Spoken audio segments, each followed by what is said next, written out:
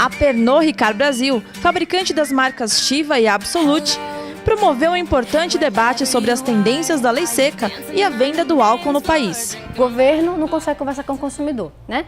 A indústria não consegue conversar diretamente com o consumidor. Então, qual é a alternativa da gente conversar com o consumidor sobre o consumo responsável? É através do canal de vendas, do bar, do restaurante, de todos os estabelecimentos, supermercados, etc. A gente falou o seguinte: muito bem, a gente vai bater na porta do estabelecimento e vai dizer: posso treinar o seu garçom? E o dono do estabelecimento vai dizer: para quê? Por que eu vou fazer isso? Então, o que foi que a gente pensou? Vamos chamar os donos dos estabelecimentos primeiro, para eles entenderem qual é o problema, para eles se sensibilizarem qual é o problema.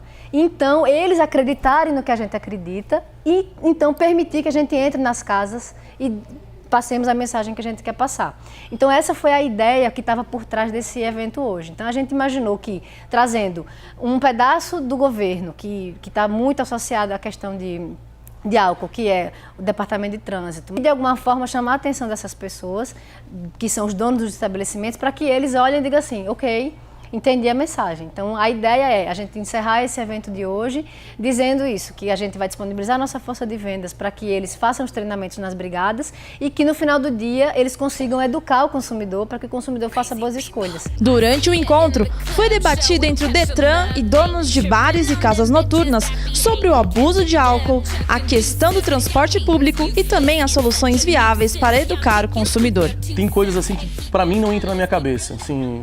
Eu falo assim, quando eu falo para mim, no sentido dos donos de casas noturnas e bares.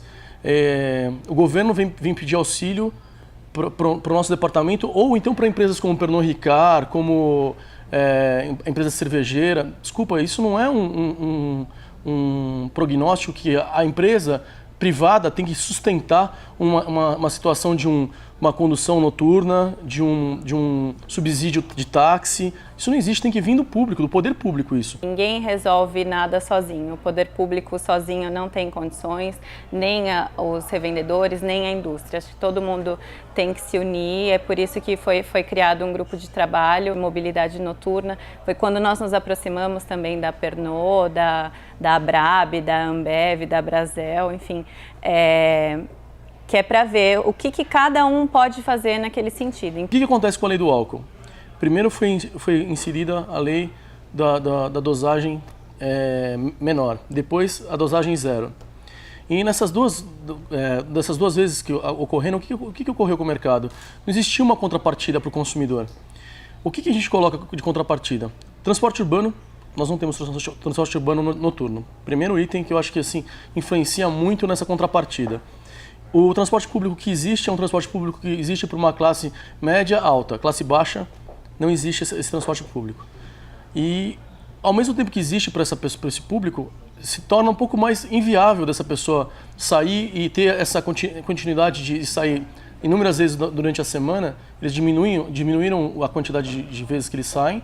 E isso influenciou muito no nosso mercado. O que o Estado pode fazer? A gente pode oferecer o transporte, tá? Só que o metrô não pode funcionar 24 horas.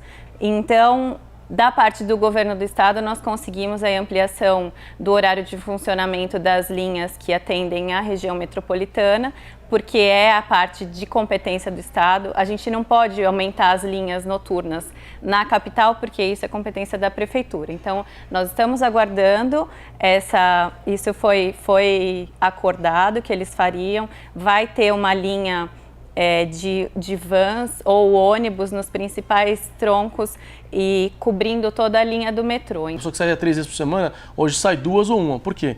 Ele, além do custo da balada que ele gastaria uns R$150, depende de onde ele mora, ele chega a gastar mais R$150 de táxi. Sim.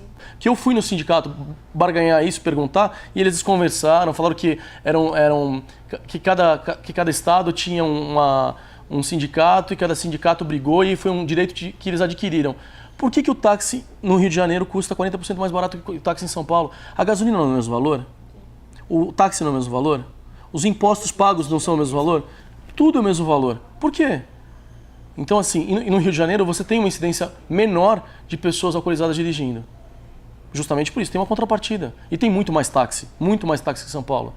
Com a Prefeitura nós não conseguimos reduzir o preço do táxi, então nós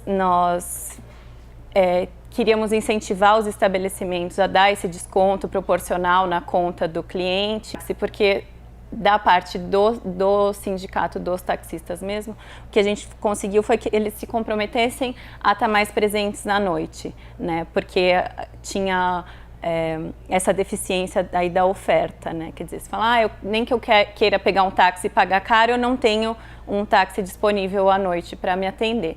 Então, eles se comprometerão nesse sentido. Acho que com essa série de aplicativos que tem também, que facilita a vida do taxista, que gera uma demanda maior também, acho que isso tende a caminhar bem. Sim, eu não acredito que a gente ouviu aqui o depoimento do pessoal do Detran, e eu gostaria muito que tivessem outros órgãos aqui, como o pessoal da Secretaria de Transporte, o pessoal da Prefeitura para falar, o pessoal de Segurança Pública, porque não é só o Detran está fazendo o papel dele, e pelo contrário, eu acho que assim, é um órgão super competente e tem feito realmente o trabalho dele corretamente.